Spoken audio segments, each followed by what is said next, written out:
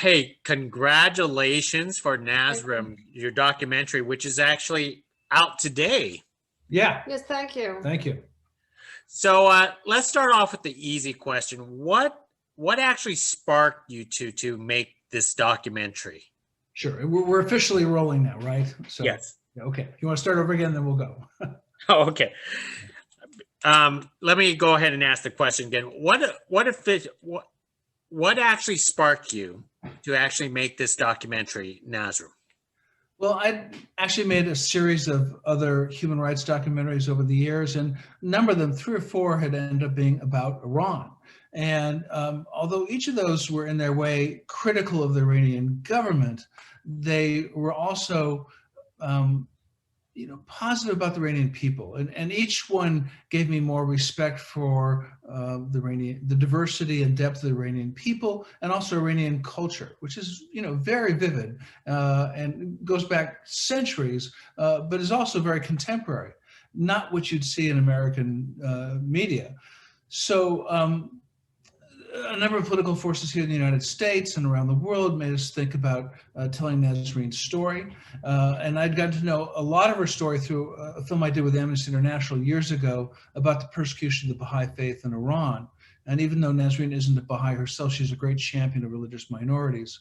So Marcia and I reached out to Nasrin and her husband through mutual friends in mid-2016. And if you think of the political climate of that time, you could see how that influenced some of the content of the film. So you folks actually started 2016, which is actually sort of in her historical perspective a little bit late, because she has already been prosecuted and been in jail. Could you talk about the process? Did you basically make contact but did not meet her, or you did actually eventually meet her?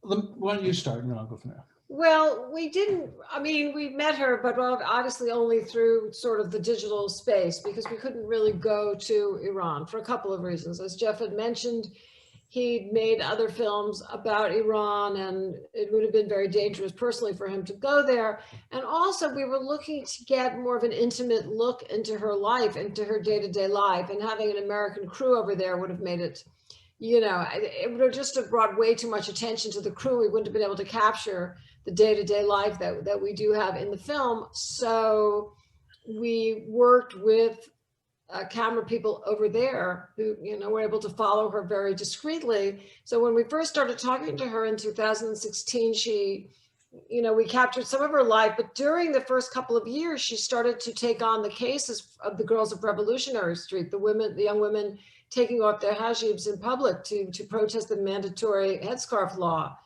And at that point, about two and a half years into making the film, she then got arrested and disappeared. And we continued making the film, and working with other people, and we were traveling and interviewing other people. And even being in touch with her when she's in prison. And being in touch with her and her husband, because Reza was home and the kids were home while she was in prison. So that for that period of time, she kind of disappeared, and we've since seen her.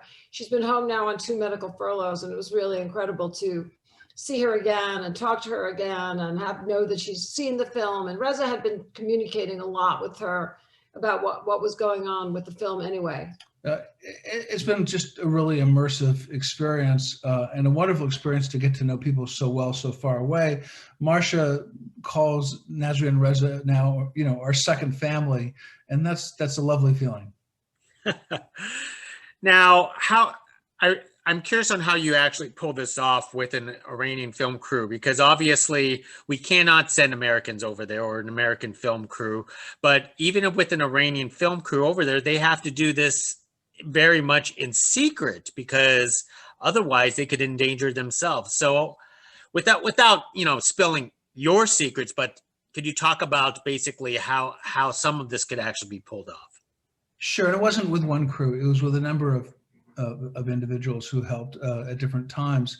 I have to say, first of all, everyone signed a full, thorough professional release, as did everyone you see in the film. And we're well aware that everybody in the film and behind the camera were really putting themselves at risk to shoot this. It was interesting that was at a time when democracy was being challenged here in the United States, and there we see people who so love grassroots democracy, they're really willing to put themselves at risk to make a film like this.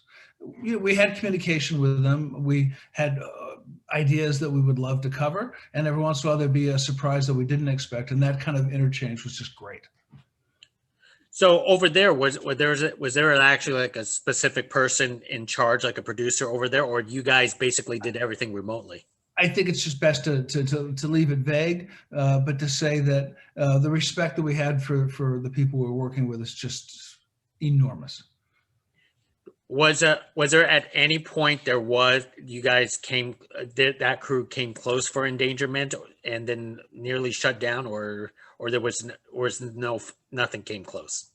You could explain what we said to Nasrin many times. Well, nothing happened to them while we were making the film, no. I mean, we had a lot of concerns, though, about Nasrin's safety and well-being, wanting to make the film. And in fact, every time we spoke with her, because we had a lot of communication with her while making the film, we would often talk about what was going on in her life and, things that we hoped to achieve, what was she doing and where was she going? So we had an idea of what was happening over there as well, and what they were going to be doing, and what Jeff had often had some notes about some things that he would like to see and capture, things like that. But our biggest concern really was always for her personal safety. We didn't want anything to happen to her as a result of making the film. So we asked her many times, really every time we spoke to her or saw her, because we were working through, I don't know, FaceTime. Sort of FaceTime, WhatsApp, things like that. Skype, that, was she still okay? Because we would have stopped making the film at any time if she had felt frightened or afraid, or her life or anybody's life was a threat from doing this. I really came to feel, particularly when we were editing the film, it was very interesting, because when we were editing the film and really we were having everything translated, because we would receive all the footage, but it would be in Farsi. We did interviews ourselves. We traveled around the world, and there are a lot of other people that we do interview in the film that Jeff and I did meet face to face in other countries and in New York.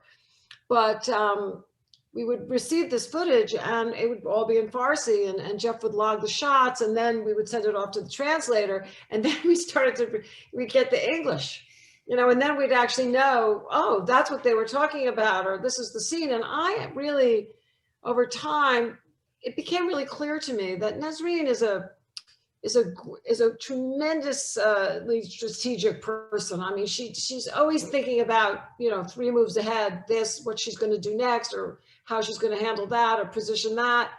And I felt that she always knew that at some point, the actions that she was taking as an attorney and the people she was representing could land her back in prison. And I think she wanted the world, or whoever heard this, to really understand and know what her position was on a lot of things in her life and what was going on in her country. So what was Nasrin like in person outside the documentary? Well, it's funny. We've worked a couple times with the great Representative John Lewis, the civil rights icon and member of Congress. And one of the things that was wonderful about John Lewis, if you know him, is that he was so strong and passionate and warm and sincere in public, but in private he was much the same. Sometimes the public side of famous people and the private side doesn't match up. And just in private, he just had such a great smile and was so funny and so inviting. And I often think of Nasrin and John Lewis being not dissimilar that way. Nasrin and her husband too. It's like, no matter how bad things are, and we've talked many times under really difficult circumstances, there's always something that we joke about. Her smile just lights up the room. Even if it's over Zoom, it goes 7,000 miles and lights up the room. She's just got one of the great smiles and infectious personalities. And then there's always a question about how we're doing, how the kids are. But then, she goes into the fierce, determined Nasrin, where there are things that she's going to get done that she believes in. And both, I think, together are just incredible, and both are very inspiring. Now, you also included the family, her family, into this documentary. Are they as fearless as her, or they're just very supportive? I would say they're actually as fearless as she is. I mean, her husband is extraordinary, Reza. I mean, who is, obviously her quite featured in the film and is her partner in all things. I mean, they love each other like crazy, but they also really believe in the same things, and they stand for the same things, and they stand with each other on all the things she's doing. So, I think knowing that she has that kind of level of support, from her husband and partner, enables her to have the freedom to take so many chances of the things that she's doing. And I think that's an understanding between them from the beginning of their relationship, that this is who she was, and if they were going to be together, she wanted this accepted in her, and he has completely accepted her. And as I often call him, he's the Marty Ginsburg to the Ruth Bader Ginsburg here, because he's a very accomplished and intelligent and wonderful human being in his own right, but he's extremely comfortable with his wife having this sort of superstar quality. And the kids are really amazing. The kids are really, really strong. I mean, you always had concern. As a mother myself, I spent a lot of time wondering, could I do this? Could I leave my kids this way? But the kids understand what she's doing, that she's actually really doing this, for them and for the future of for the other young people of their country. And they're pretty tough themselves. I mean, they really, what was the story? Well, that doesn't mean there aren't tears, because there are tears, but they understand what their mother's doing. There was that story not long ago when she came home in Nima and she was going back to prison. And what did Nima say to her? It was so great about how, mom, because she said, well, she worries about them. And she says, no, mom, you do this, you're doing the right thing. I mean, that's how the kids really feel. Yeah. And the family's been harassed in a very severe way as well. Mariva, their daughter, who is about 20 now, has been picked up several times. About 4 months ago or so, early one morning, the cops came to their house and wanted to take her off to prison. And Reza, the father, said, no, I'm going with her, and escorted her to the prison where her mom was being held in some far other place. And they interrogated her for hours and threatened her with charges. And finally, because of international protests, those charges were dropped. But to go after a child is pretty disgusting. And Reza himself, months after Nasrin was arrested in 2018, Reza himself was arrested, and he was held in prison for months. The two kids were being taken care of by family members and taking care of each other. Reza is now out on bail, but the message to him was, be silent. You can go home, but you have to be quiet. Well, like Nasrin, he refuses to be quiet. These are, I will say one more thing, and this, Marcia and I have heard this several times, but we were having a conversation with Reza and some other people a while back, and someone said, oh, you and Nasrin are heroes. You're such heroes. Remember that? And Reza just said, we're not heroes. We're just ordinary people. I mean, honestly, and he's not doing that as an affect. That's just who he is. We're just regular people. We're just doing what we believe in. That's amazing in its own way. What about conducting some of the other interviews? Did you basically use the same process and just trying to be careful with that? Well, it depends. With the people who are in exile outside of Iran, we did a more traditional interview. Where sat down, did a lot of research. Talked to Shirin Ebadi or Nasrin's good friend Mansour Soji or others, and that was fascinating and very moving. As far as the people in Iran are concerned, it was through this chain of exchange, but obviously we had certain goals and certain story points we wanted to cover. So that was an important process too.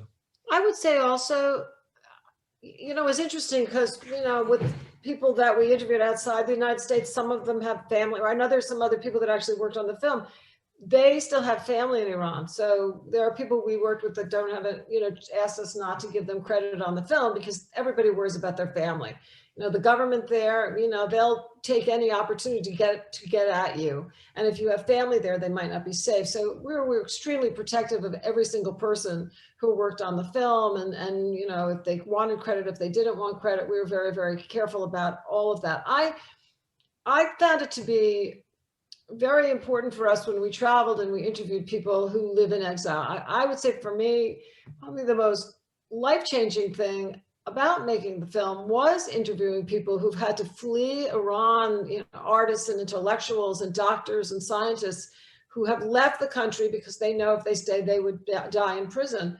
And what it's like for them to know that they can never go back, that they have family members, they cannot go back and visit, that they have to be careful because they don't want to endanger the life of the people they care about. It's pretty remarkable. And there's a fairly large worldwide network of people around, an Iranian diaspora around the world that is in this situation. And they really support each other and are really, you know, striving to make a difference. And I was very moved by that. And I was also moved by a lot of the women that we met who were part of the feminist movement, the Million Women's Signature Camp, the Million Signature Campaign. And these are really extraordinary women who are completely devoted to change in Iran. Yeah, such tragic stories in their history for itself. Some of the archive footage that you actually use in the documentary, were they hard to obtain? Because sometimes trying to obtain footage from another country or something historically is going to be hard. It was a challenge. Making a documentary is usually part detective story, detective process, and tracking down some of the really obscure archive footage was fascinating. And we learned to do it both in English and in Farsi. That helped a lot. And some sources that we found, I mean, there's this fairly amazing footage of Nasrin arguing in Tehran's Revolutionary Court on behalf of Nobel Peace Prize winner Shirin Ebadi, and facing off against a hostile judge and a hostile prosecutor who, you know, is saying, you're just like homosexuals and Americans and all, and hoodlums, and, you know, and she's just staring them down and talking them down. That was footage we found from this one obscure source. And then, like, you know, a couple weeks later, it was gone. And so, it was a process, but we're glad we could bring it all together. One thing too, you know, it's interesting. I know you see in the film, but often people had their cell phones, you know, or their iPads, and they're filming things. And I thought that was really interesting too. This process of discovering things from people that somehow they had actually filmed. They were on there. They were at this protest. They were in this meeting. They were at this event, and they actually filmed it on their camera. And we find, you know, things on people's Facebook pages and things, you know, sort of buried in the internet that people had posted, you know, that they'd actually been there and they'd been filming it right there. Yeah, and I love that the camera people that we were working with would follow Nasrin. You know, just being with Nasrin in public can get you arrested, right? So the fact that they're following her with a camera down the street, walking into a bookstore or an art gallery with, you know, modern art that would fit into a Soho gallery, or a theater that's putting on Errol Dorfman's Death and the Maiden. You know, these are not things you expect to see in Iran. And I love the fact that it would take us there, but I love the people who had the guts to do that. And just mention one background story, because you were asking about the process. If you remember, there's a sequence, a two-part sequence about that play, Death and the Maiden. Half of it is Nasrin telling the story about how it was put on in Devine prison in 2012. And then years later, her actually seeing a production dedicated to the person who put it on in prison and since died. And we got that in like 3 different pieces scattered over years. And even though they were, and part of it was lost, and then they were in prison and we couldn't get it out, and we knew it was there somewhere, and then finally we got it through this international route. Again, not the usual process to get your footage, but very satisfying when it comes together. I think what Jeff's talking about too, there's a scene where she's crying actually in the film, and she's holding this box, this thing made of cardboard, right? And she's crying. So we first see the footage, we don't really even know what that is. We just know it's important because she's crying. crying. It's important because she's crying. Yeah. And then later on, we learn that actually this tape recorder was made in Evin prison as a prop for the people that put on the play inside the prison. Yeah. And she has this tape. And it's a play about people getting revenge for being tortured in prison. And she has this prop that belonged to this young woman who's now no longer with us, that she has with her from the prison, that she took home with her from the prison. It's, you know, quite remarkable, kind of the whole story unfolding. that is a remarkable story. You have included a lot of remarkable stories into your documentary. But for her in the past few years, she's been in and out of a prison, hunger strike, going into that notorious, what is it, Elvin prison? Evin prison, and she's Elvin. now in Garchek prison. Yes. Yeah. Terrible. I mean, even worse. I mean, such an awful. I mean, Evin's bad. Garchek is like so much worse. Wow. But what I want to know is because you're communicating with her, is how is she keeping up with optimism? Because most people would have been broken.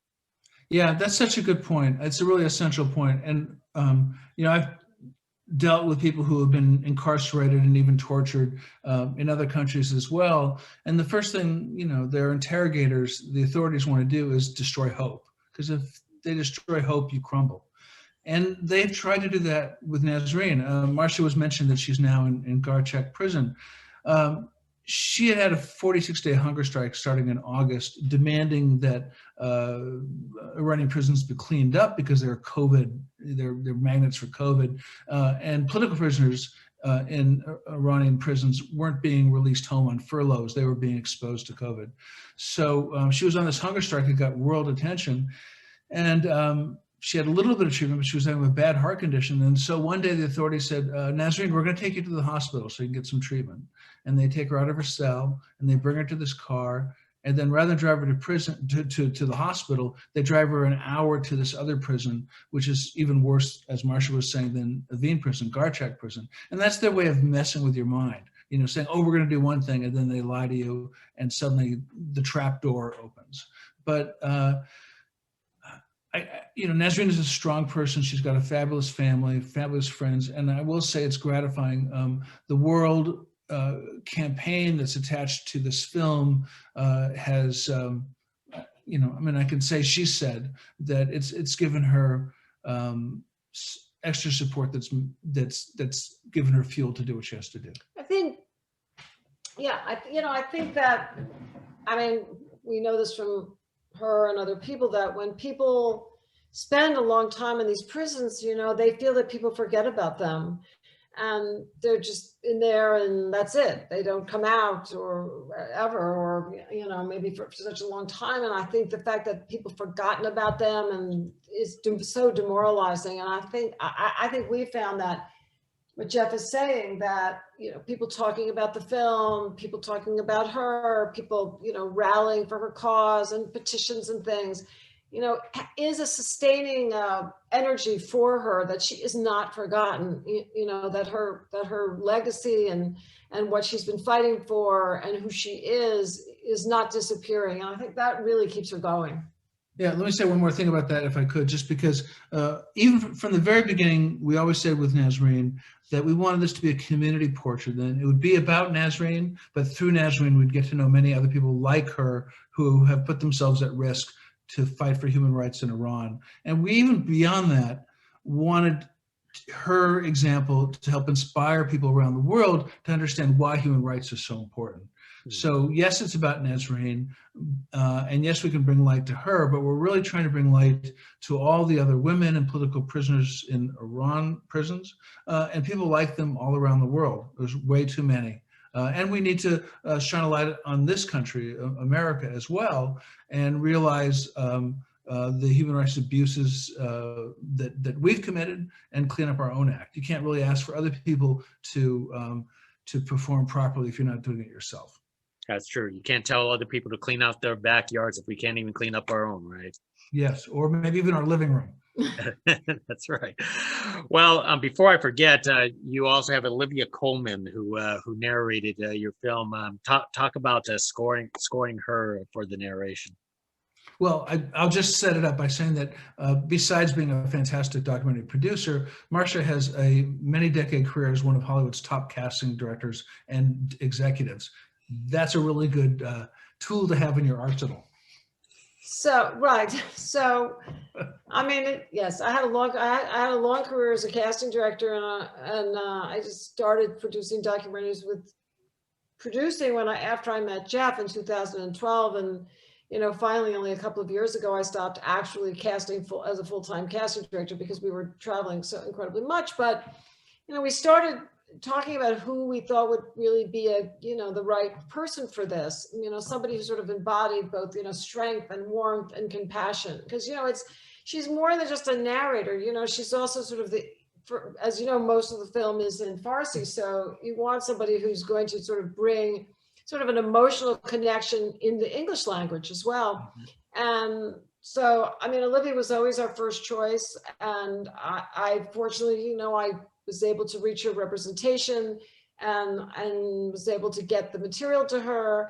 And, and Jeff wrote her a beautiful letter. And I think Olivia has a history of involvement in human rights activities. She's very active. And so she responded, not everybody always responds, but she read the letter and she knew who Nasrin was. And she just was, she agreed to do it. We were just over the moon. And the thing was too, she was about to go back to the next season of The Crown. So they had to clear, I remember that, they had to clear it with The Crown. She wanted to do it, but they had to clear it. Could she make herself available? And she literally fit us in one afternoon in between a family vacation, then coming to us, then doing fittings and going back to season 4. And it was just extraordinary. And then of course, when you hear it, finally, when you see it to picture after you've heard it in your head for so long, it was remarkable. I felt how much I felt connected to Nasrin through her. But I always say, I said this while we were doing it,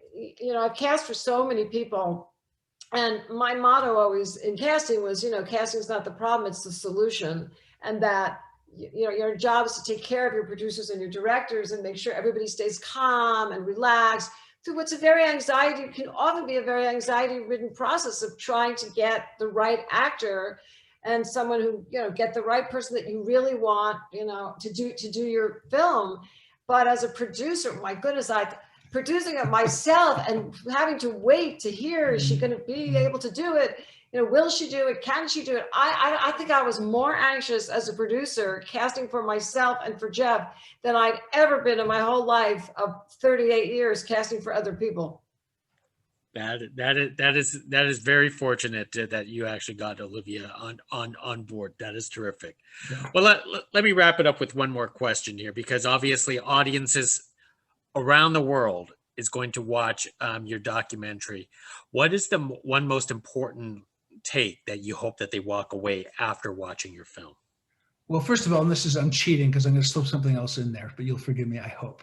And that is that there's also this fabulous original song that the Tony-nominated composers Lynn Ahrens and Stephen Flaherty, Ragtime, Once on This Island, they wrote the song after reading a bunch of Nasrin's letters and talking to us and seeing the film. And then the great 4-time Grammy-winning singer Angelique Kidjo sings the song at the end, and now there's a music video you can see as well. And having all these people, including Olivia, just sort of embody this aspect of Nasrin and then pass it on, and then to have Nasrin and her husband Reza and the kids hear their work and see their work and being able to correspond with them and get to know the people who have brought their life to life. That's an amazing circle. That's just so fantastic. And we do, of course, want everyone to know that they can order the film, watch the music video, find out more about Nasrin, and also sign a petition on her behalf and get involved with other groups that are doing important work by going to our website, which is www.nasrinfilm.com. www.nasrinfilm.com. And that's a way where you can also just go to the link right now and order the film, which of course we hope you do. As I said, Jeff was saying that on our website, you just push a button and it takes you right to sort of all the different streaming platforms, Amazon and iTunes and Vudu, all the streaming platforms. Very, very easy to find the film. It's also in virtual cinema. But yeah, but an essential connection of many is a sense of the value of respect and understanding other people. There is so much about Iran to respect and to learn. And Nasrin, I think, makes real what it means to care about human rights, to believe in equality, to fight for all the issues that this country is based on, and to see that universality across 7,500 miles in such fascinating and good people is a lovely and powerful thing. And frankly, these really good people need our help right now too. So all of that comes together by seeing the film, signing the petition, and following her story and supporting others like her. Absolutely. Well, this is a terrific documentary, and you. hopefully everyone clicks on that link, donate, and support you folks. So hey, Thanks. And what's your cat's name before we go? This one, her name is Nina. I actually have two cats. Nino's around here somewhere. They only show up when the Zoom camera's on for some unknown reason. Well, good animal casting. So you have a bond with Marcia. That's all the professional cats. Yeah. They're professional cats. Yeah. Thank you so much. Apparently, when the camera's on, then they show up. When the camera's off, they just disappear. Well, thank you so much for having us as your guest. It's really wonderful to meet you. Thank you. So, thank you for making this documentary. I'm sure Nasrin and all of her supporters will really appreciate this. Thank you. Thank you. Take care. Bye. Bye now. Bye.